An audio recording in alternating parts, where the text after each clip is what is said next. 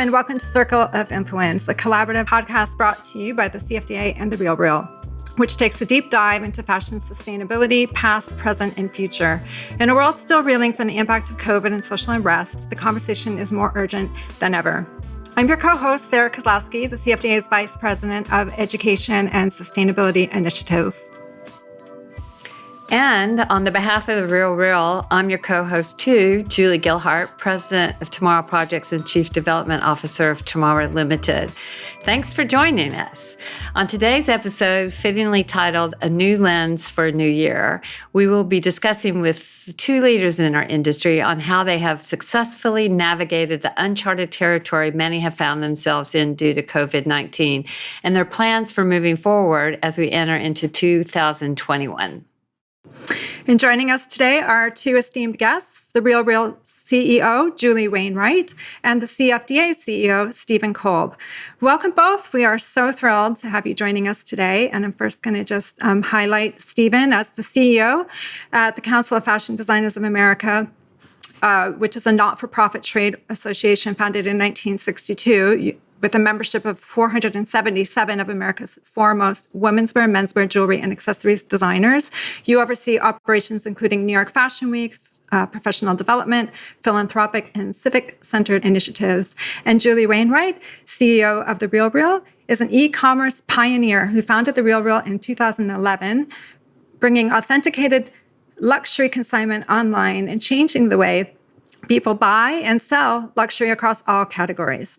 Julie is helping to create a more sustainable future for fashion by engaging millions of members as well as brand partners, including Gucci, Burberry, Stella McCartney, and the circular economy. I think we should start with a question for both of you all. We have all faced nearly a year of incredible challenges, yet we were still standing. In looking ahead, what is the single biggest lesson you've learned? And how are you applying it to the year ahead? Julie, do you want to start first? Oh, sure. I would say in general that people are phenomenally resilient. And if someone would have outlined exactly what happened in 2020 and they told you in November of 2019, all of these things were going to happen. There'd be a deadly virus. You'll be wearing masks. You'll be quarantined. Your business will be shut down. It may or may not open. We will have a lot of social unrest, perhaps even some rioting, and then we have an election. I think most people would have either not believed you or run away or just said I couldn't cope. So I would say the human spirit and the humans that I work with are incredibly resilient. The other thing that I saw, which I loved, is the agility on my team to make changes in the way we go through our day-to-day activity to keep our employees safe and to find new ways to consign and to keep our business going. So it's been an incredibly challenging year. But again, you said, Julie, so we're still standing. I'd say we're more than standing. I'd say really to keep going like this, we're triumphing. Yeah, that's so true. I would have to agree with a lot of what Julie said. I think for me, we were hit with these challenges. No one expected them. For me, it was just being able to make decisions without the luxury of time or knowledge. And I think that was something that we had to do at CFDA. We had to look at what our plans were for 2020, our programs based on normal activity, and put them to the side and wipe the slate clean and create all new program that was supporting our members and the industry. I think the thing, too, that I was struck most about the pandemic when it hit was how nobody was prepared. There were a lot of companies that didn't have cash reserves, that weren't prepared in terms of their distributions. We don't think of what's the worst case scenario and how should we be ready for that in the future. It's like how you're going to spend money or what a budget looks like, maybe socking a little bit of that away into the bank for a future versus having to put on that really big, expensive show or shoot that marketing campaign, but thinking about like what it might be and what the resources you might need in the future in a future circumstance like this. And it's been such a year of having to navigate so much uncertainty and such a complex landscape like never before. How do you both see that fashion having an opportunity to lead into the future now that we do have hope on the horizon for the end of the pandemic? One of the things that the industry can do is start embracing more forward-looking plans. And we talk a lot about sustainability, but the truth is it's happening on very small levels. So really putting sustainability core. I would also say putting diversity core and becoming a leader there too. So the industry is always, I'd say every industry, not just the fashion industry, is at a crossroads and how they're going to embrace change. What's clear is what happened before the pandemic going forward won't work. Are you going to have sustainability and diversity built into your platform? What does that look like? How does that get measured? Who's accountable, and setting up accountability structures? For an industry that changes very regularly in terms of clothes and collections and producing and selling things, the business of fashion, the mechanics of it really hasn't changed that much. And some of those conversations have clearly been on sustainability. We have been in that space for a decade, and for a long time, nobody really wanted to talk to us about what we thought and how we could help brands become more sustainable. And now brands want to be part of that. And we've heard the business of fashion, the rewiring the system, Mr. Armani's statement, the statement we had with the BFC. There was real tangible output that roadmapped how the industry should actually start being more active. And I think that's happening. And so I would say that moving forward, brands are really looking for that. Diversity, equity, and inclusion is something that we all need to be focused on, not just our industry, but all industries. And we know that the more opinion or more experience, the more background that can come into business, the better that business is going to be in terms of meeting customer needs and wants. It's also been a year with a lot of adaptability to respond to the economic impacts of the pandemic. And a lot of innovation has come from that, especially at the emerging talent level. But looking forward, how do you see opportunity for designers and businesses to really protect themselves and to grow economically strong in the future? I'm just going to jump in here, but we had a long talk with Gucci prior to the pandemic, and we're going to do some work with them in the UK and launch more of an in-store promotion. And their commitment to moving forward, because the circular economy is important, because sustainability is important, because this is an easy way for everyone to participate in something that actually has a positive environmental impact. But we had to pivot on a dime, and their commitment to figuring out digital solutions when they were more brick and mortar focused happened fairly quickly. Yeah. So I felt good about that. My own team went from in-person appointments to virtual appointments with curbside pickup. So that was a small thing. But I would say every person selling, probably two things. If they weren't digital, they had to get digital very quickly. And if they weren't multinational, it probably hurt them. We're not. And that was a downside to us. So we don't have a large business in China, which came back faster. We were primarily a US focused business. So I would think, diversity of selling platforms, marketing platforms, and locations you do business actually is always a good idea. I would say that what happened with the pandemic and how it basically shut the supply chain down and how we had this kind of blockage or backlog of inventory really forced people to think differently. and to Julie's point on what did distribution look like.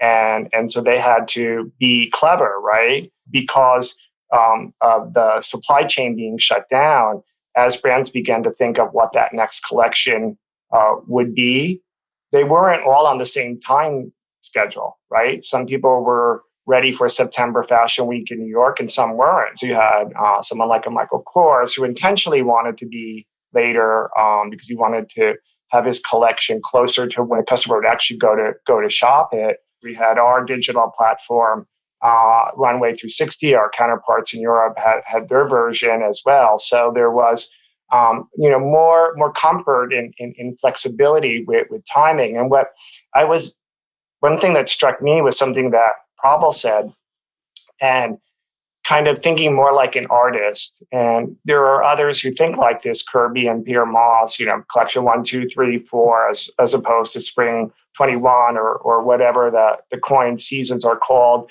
based on the calendar. But thinking more like an artist, like if you don't have something to say or you don't have an idea, you don't need to create a collection. You should be creating a collection when you actually have something that you're going to contribute versus just needing to churn something out.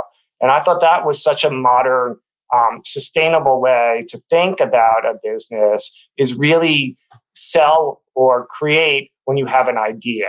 And if you don't, just let it sit. I think it's okay. And so I think that's some of the things that come out of this that people had to adapt to or think differently around. Stephen, to that point, I mean, what really changed was Fashion Week. What do you think it looks like in terms of the future for a physical kind of return? Yeah, well, the saddest part about no live shows was I didn't get to sit next to you because we always get sat next to each other at fashion shows. So I missed that. But I see you now. I think come February, we're going to be much where we were in September if we follow the science and when a vaccine is going to be available and when it's going to feel safe and okay to be back out. And so I think the digital, our Runway 360 platform, worked really well. And what we loved about it was the democratization of collections, because you didn't need to book a big venue. You didn't need to get a great time slot. You could create content if you had a budget, make a beautiful film. If you didn't have a budget, just go on your roof with your friends and put them in your clothes and take some photos and do a lookbook. So I thought that was great. And that had a lot to do in terms of supporting, designers of color. And it really worked. But moving to September, you're going to have this hybrid, right? You're going to have this idea of live shows. But I think of, and I never got to meet our founder, Eleanor Lambert, but I think about what, was Fashion Week in the 1950s when it was called New York Press Day, and you had 100 people at the Plaza Hotel looking at the collection. I think we're going to see something like that. We're going to see smaller, more focused, targeted presentation shows that are really about the clothes. But it's going to have the digital broadcast, which is going to really open it up to a consumer, but also for those that aren't able to travel in Asia and Europe, a chance for them to be part and to see the collection and to engage in that collection. So I think you're going to see this kind of really nice mix. I believe in a schedule, a time, a Fashion Week, because the Fashion Week is really about the DNA of a city or the DNA of the United States, American designers. And it's also about the economic impact of what that Fashion Week brings to a city. And it's a cultural event and it's a networking event, right? So I think that the defined dates will be there, but because you now put those defined dates, the nucleus, those dates in a bigger digital structure, you're getting the broader definition. Absolutely. Back to sustainability. What do you both think are the opportunities that lie ahead for small brands looking into the future and how they can be more sustainable? Oh gosh, there's a lot of things happening right now in the supply chain. So I think they have an opportunity to slowly reinvent this supply chain, which is exciting. I also think they can choose vendors based on different criteria, perhaps, and look at diversity for their vendors, which is all part of creating a sustainable world. When you start lifting all people, it's a different kind of sustainability, but it's an important part. And certainly we've gotten more approach with people wanting to do circular economy promotions with us. So we've people have woken up to figuring out that if people sell the things they've already bought, not only is it good for the planet, it's good to get those goods out in circulation. My hope is consumers vote based on businesses that are more sustainable, meaning that they support those businesses. We're starting to see a shift, and the shift got more prominent during COVID in buying habits and more of an awareness that what is a sustainable fashion brand. So I hope that's not a point in time, but a point that leads to more of a trajectory where it's too hard to know. Now, we talk a lot about sustainability, so sometimes we're in our own echo chamber. But I do think there's a movement. This is an analogy thing, but I think it's really important to think about. Governor Newsom said he's going to have no more only electric cars in 2030. And someone pointed out, well, okay, that's great. You have no infrastructure. There's no infrastructure to support an all-electric car. So when you apply that to fashion, it becomes, what infrastructure does the industry need to be sustainable? And what can the CFDA and other organizations do to give them that support? Because without the infrastructure, you have everybody creating their own. And that's going to be really hard to reach any sustainability goals. And I think this is where we're at this point in the planet where people are setting audacious goals in the future and near future, not 2050. They're saying, look, in the next 10 years, what do we need to get there? And I'd say that that's everybody's opportunity is collectively to come together and think about a platform and an infrastructure to support sustainability. I mean, I do think that was one of the things that I saw happen during COVID, is that designers started to talk to other designers, retailers were talking to other retailers. I mean, the conversations involved a lot of people and were big. So, I mean, that is, like you say, collectively, that is the fastest way forward. And it started to happen. But I think it's probably, maybe we need to take a little responsibility in trying to keep that going, because I think a lot of solutions and shared resources are also the way forward on that too. I agree. I think the other thing on sustainability for small brands is the manufacturing, the production piece of the supply chain. As you look at how brands had to lean into local factories, and we know young designers always kind of look local anyway, because it was research and development for many of them. And they learned how garments were made.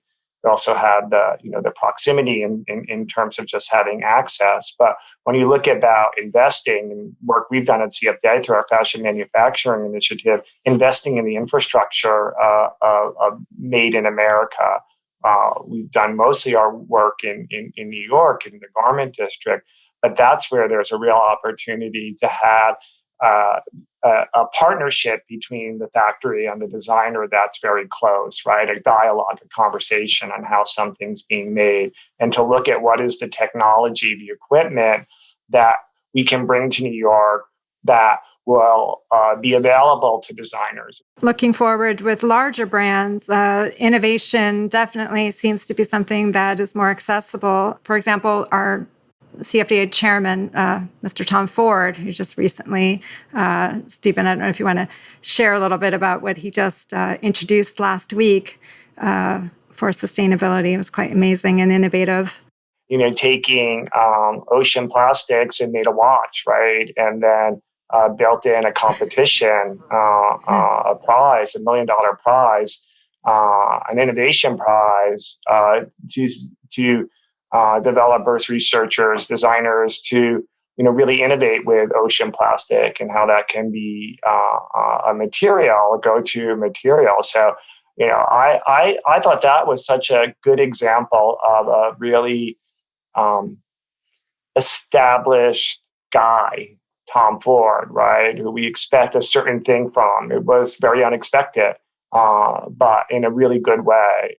But, let's just talk about, there's already been some innovations, and they're not widespread, but if you just take how much, we all know jeans take up a lot of water.